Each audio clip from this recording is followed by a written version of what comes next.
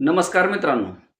राज्यात सध्या शेतकऱ्यांच्या कर्जमाफीची जोरदार चर्चा चालू असून शेतकऱ्यांची कर्जमाफी मात्र वारंवार चर्चेत राहत आहे. कारण सध्या पहिल्या आणि दुसऱ्या कर्जमाफीच्या याद्या जाहीर झालेल्या आहेत. त्या याद्यामध्ये शेतकऱ्यांच्या कर्जाची रक्कम ही बँकेतली लाखाच्या पुढे जर असेल तर प्रत्यक्ष ई-के-वाय-सी करताना त्या शेतकऱ्यांना 80-90 हजार रुपयेच त्या ई-के-वाय-सी करताना दाखवत आहे आणि त्या पोर्टलवर सुद्धा कमीच रक्कम दाखवत आहे. त्यामुळे शेतकरी, राज्यभरातील शेतकरी जे यादीनुसार पात्र झालेले आहेत, त्या शेतकऱ्यांमध्ये खूप मोठी संभ्रमावस्था निर्माण झालेली आहे.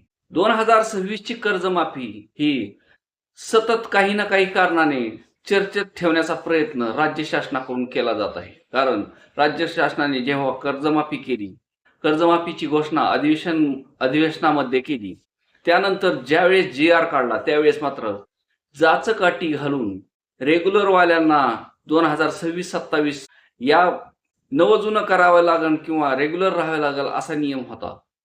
आणि 2019ला ज्या शेतकऱ्यांनी कर्जमाफीचा लाभ घेतला होता त्यांना सुद्धा फक्त 50,000चाच लाभ देण्यात आला होता.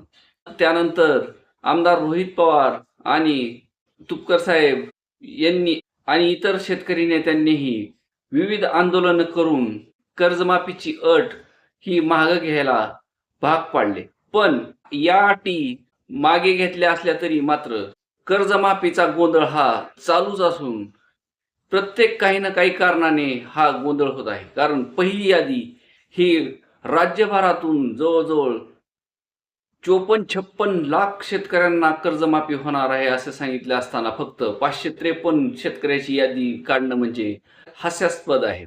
त्यानंतर दुसरी यादी ही फक्त 17 लाखाची काढली आणि तीही अनेक त्रुटी असलेली यादी काढून शेतकऱ्यांना पुन्हा गोंधळात टाकलेलं आहे. अशा या गोंधळात एका शेतकऱ्यांनी आपल्या नावापुढची रक्कम कमी असल्यामुळे आत्महत्या केल्याची ही घटना घडली आहे. राज्य शासनाकडून ज्या याद्या प्रकाशित केलेल्या आहेत या सर्व याद्या व्यवस्थित दुरुस्त करून नंतरच प्रकाशित कराव्यात, जेणेकरून शेतकऱ्यांना त्रास होणार नाही आणि जे 2 लाखाच्या आत आहेत ते पहिल्याच टप्प्यात खरं तर घ्यायला पाहिजे होतं त्यांना. पण त्यातही बरेच टप्पे केल्यानं ही शेतकऱ्याची कर्जमाफी खूप मोठी लांबणार आहे असं दिसत आहे. धन्यवाद.